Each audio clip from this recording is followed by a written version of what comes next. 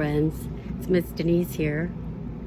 I wonder if you remember a couple of months ago when we were out in my garden and I read one of my favorite books, How to Grow a Friend, and we talked about friendship and the things that it takes to make a friendship strong, and that is to love and care and listen and share and all kinds of things. I'm sure you can remember a whole bunch of things that we can do to keep our friendship strong.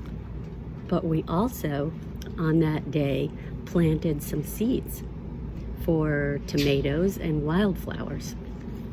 And when we checked them, the wildflowers began growing stronger and more wild. So there were a lot more wildflowers or wildflower sprouts growing than tomato sprouts. But now, this is at least 2 months later in my backyard, and I want you to just take a glance back here. Look at these guys. And these 2 pots, those are my tomatoes. They all grew up in one gigantic pot, and they all grew together, and they were getting tangled, and I didn't know any better because this was something new to me. I've never grown my own vegetables. And now that we're home a lot during coronavirus so that we protect other people and ourselves, I've got some extra time on my hands. And instead of going to the grocery store, I thought, I'm gonna grow my own vegetables. So I started with tomatoes, and I would say that so far it's a success, except for I don't have tomatoes yet, but I do have some vines that are growing. Let me show you. Let's walk over here, and I want to show you how we do this. So remember, I'm no expert, but check this out. You see these sticks that are in here? They are called stakes, not the kind that you eat, but they are called stakes, and they are support systems for the tomatoes to grow up and tall, for the tomato plant to grow up and tall. Otherwise, they fall down like this, and they grow sideways. But they want to go straight up so that you can get some nice tomatoes out of them. And then look, so these are pretty big. I'm hoping that pretty soon I'll get some tomatoes. I have some little flowers growing.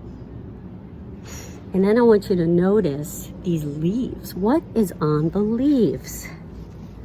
Look at these little squirrely, squiggly lines. Well, I had no idea. So I thought I would look it up. So I Googled tomato plants and squiggly lines on leaves. And this is what came up, this exact picture of these white squiggly things. And what I read was that these squiggly lines are actually live worms running through the leaves, and they're eating the leaf. And that's not good. So the best way to get rid of those without using harmful chemicals is to use soap and water. So I've been cleaning my little leaves with soap and water every day and hoping that those worms don't eat more of my tomato plant than me. So I wanted to show you some different types of tomatoes too, and then what tomatoes can make. So this is a gigantic tomato, and notice that tomatoes come in different shapes and sizes. Look at these guys. These are called grape tomatoes. Can you guess why? Yeah, because they are shaped like grapes, but they don't taste anything like grapes. They are sweet, juicy tomatoes, but not sweet like sugar and not like a grape. They're just shaped like a grape. Oh, I made a rhyme, shape grape. And then look at the different shapes and sizes. Which one's bigger? Yeah, this one. There are all kinds of tomatoes, just like all kinds of people, and that we're all different shapes and sizes.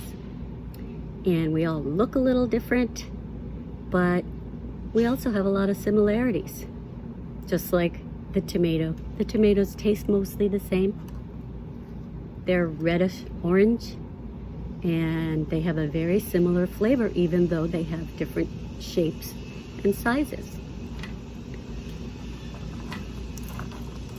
Just like people, we have a lot of things that make us unique, each and every one of us, but we're also very much the same, and we're all humans, and what we all want is to be happy and peaceful and loved and love others, right? Okay, I want to show you why I love tomatoes.